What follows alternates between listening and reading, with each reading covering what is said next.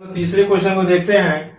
Question है, एक ठेकेदार बच्चों को खेलने के लिए एक पार्क में 2 फिसलन पट्टी लगाना चाहती है। 5 वर्ष से कम उम्र के बच्चे के लिए वह ऐसी पट्टी लगाना चाहती है जिसका शिखर 1.5 मीटर ऊंचाई पर हो और भूमि के साथ 30 डिग्री के कोण पर झुका हो, जबकि इससे अधिक उम्र के लिए वह 3 मीटर की ऊंचाई पर एक अधिक ढाल की फिसलन पट्टी लगाना चाहती है जो भूमि के साथ 60 डिग्री का कोण बनाती हो। प्रत्येक स्थिति में फिसलन पट्टी की लंबाई क्या होनी चाहिए? तो एक तो 5 वर्ष से कम उम्र के बच्चे के लिए 5 वर्ष से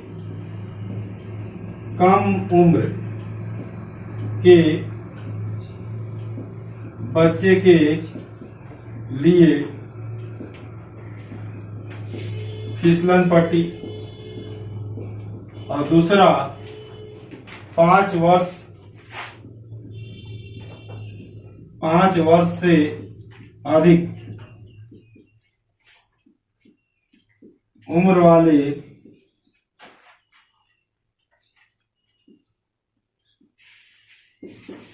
बच्चों के लिए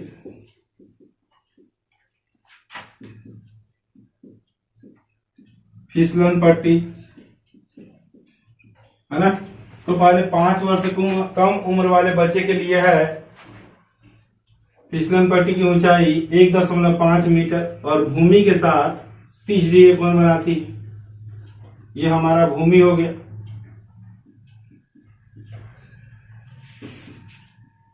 और ये ऊंचाई 1.5 मीटर और भूमि के साथ 30 डिग्री कोण बनाती है। यहाँ हम लोग 30 डिग्री कोण लिख देंगे। और ये हमारा हो गया छोटे बच्चे का फिसलन पट्टी, है ना। बड़े बच्चे के लिए यही ऊंचाई 3 मीटर का, और ये जो है भूमि के साथ 60 डिग्री के कोण पे झुका हुआ है।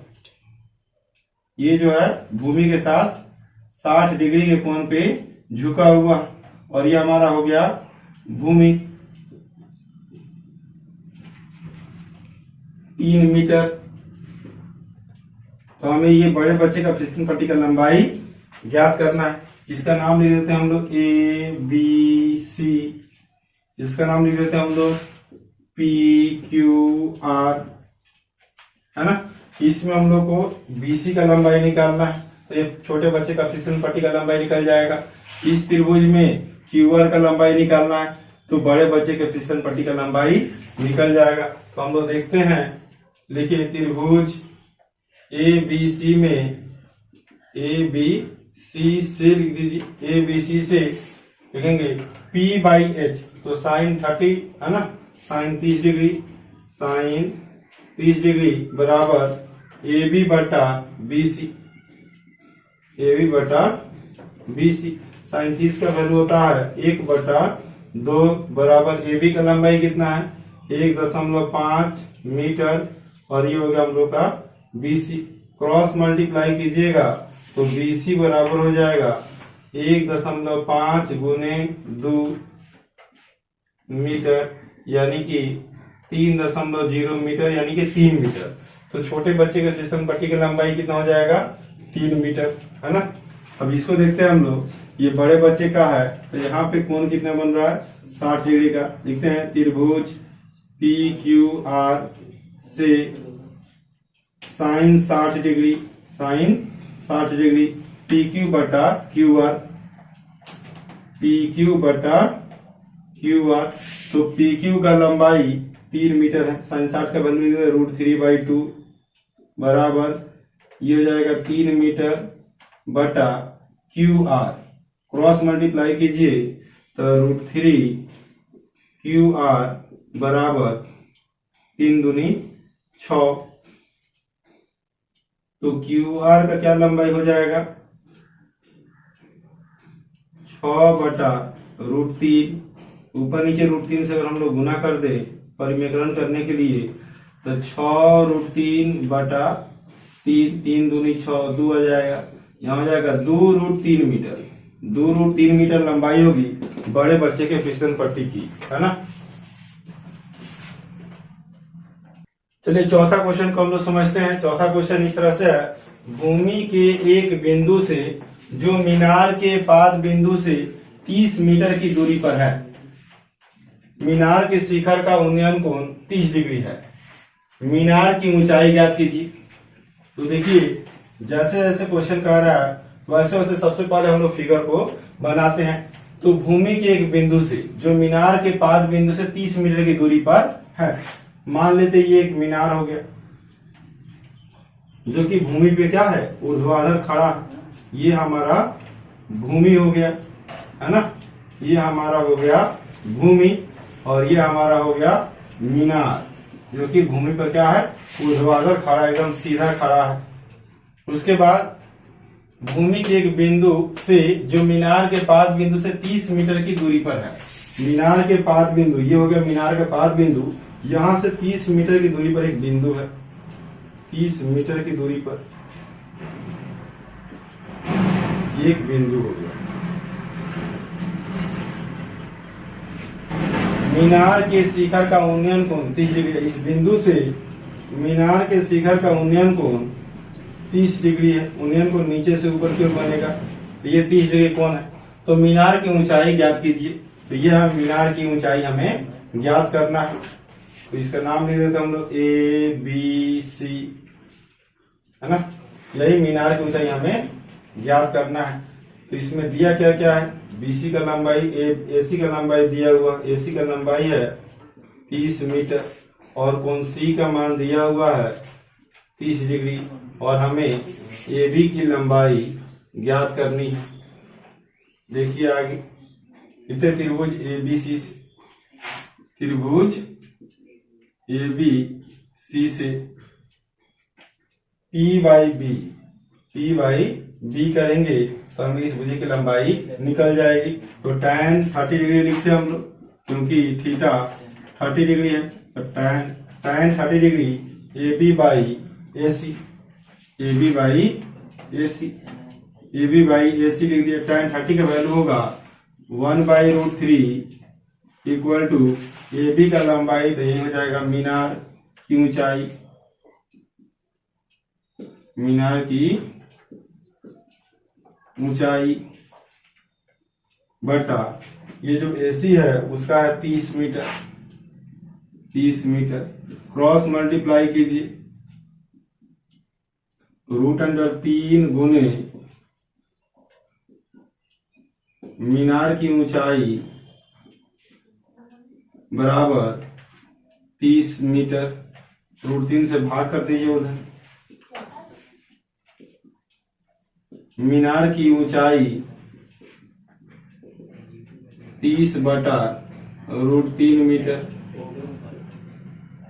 परिमेकरण करेंगे तो 30 बटा √3, ऊपर नीचे √3 से गुना कीजिए, ये हो जाएगा 30√3 बटा 3, 3 से ये 30 कैंसिल होगा, 10 हो जाएगा। लिखेंगे 10√3 मीटर, 10√3 मीटर, यही होगी आपकी मीनार की ऊंचाई। चलिए देखिए हम लोग अगला क्वेश्चन देखते हैं अपना। पांचवा क्वेश्चन है, भूमि से 60 मीटर की ऊंचाई पर एक पतंग उड़ रही है। पतंग में लगी डोरी को अस्थायी रूप से भूमि के एक बिंदु से बांध दिया गया है। भूमि के साथ डोरी का झुकाव कोण 60 डिग्री है। यह मानकर कि डोरी में कोई ढील नहीं है, डोरी की लंबाई ज्ञात कीजिए, है ना। तो सबसे पहले हम लोग देखते हैं, जैसे जैसे क्वेश्चन कर रहा है वैसे वैसे फिगर को बनाते हैं। तो भूमि से 60 मीटर की ऊंचाई पर, तो भूमि से 60 मीटर की ऊंचाई पे, ये हम लोग भूमि मान लेते हैं, यहाँ पे हो गया हमारा भूमि, और भूमि से 60 मीटर की ऊंचाई पे, ये 60 मीटर की ऊंचाई पे, है ना। भूमि से कितने मीटर ऊंचाई पे, 60 मीटर की ऊंचाई पे एक पतंग उड़ रही है। यहाँ पे हम लोग एक पतंग जो है बना देते हैं। ये पतंग जो है उड़ रही है।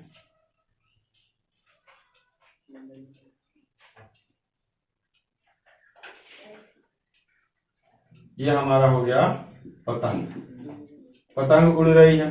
पतंग में लगी डोर को अस्थायी रूप से भूमि के एक बिंदु से बांध दिया गया है।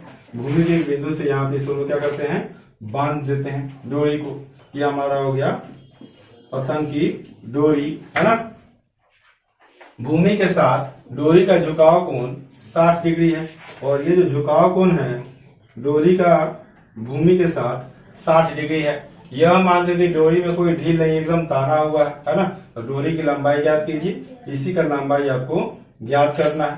तो इसको भी हम लोग एक त्रिभुज मान लेते हैं ABC, है ना। इसमें AB का लंबाई दिया गया है, AB का लंबाई कितना है 60 मीटर, है ना। उसके बाद कोण C का वैल्यू है 60 डिग्री, है ना।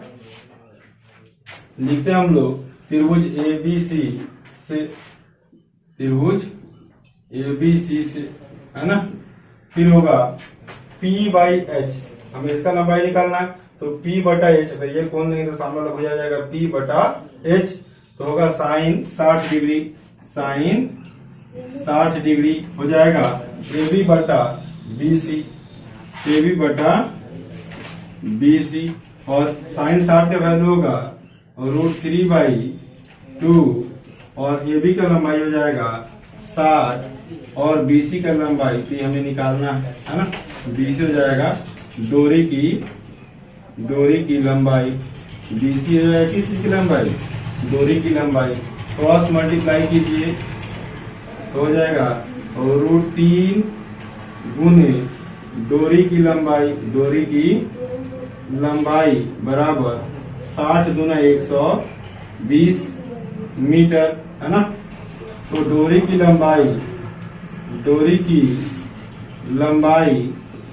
120 बटा √3, इसके हर का परिमेयकरण कर दीजिए, √3 से ऊपर नीचे गुना कर दीजिए, तो ये हो जाएगा 120 √3 बटा 3 से ये कट जाएगा 40 बार में, 40 √3 मीटर। यही हो जाएगा हम लोग का डोरी की लंबाई।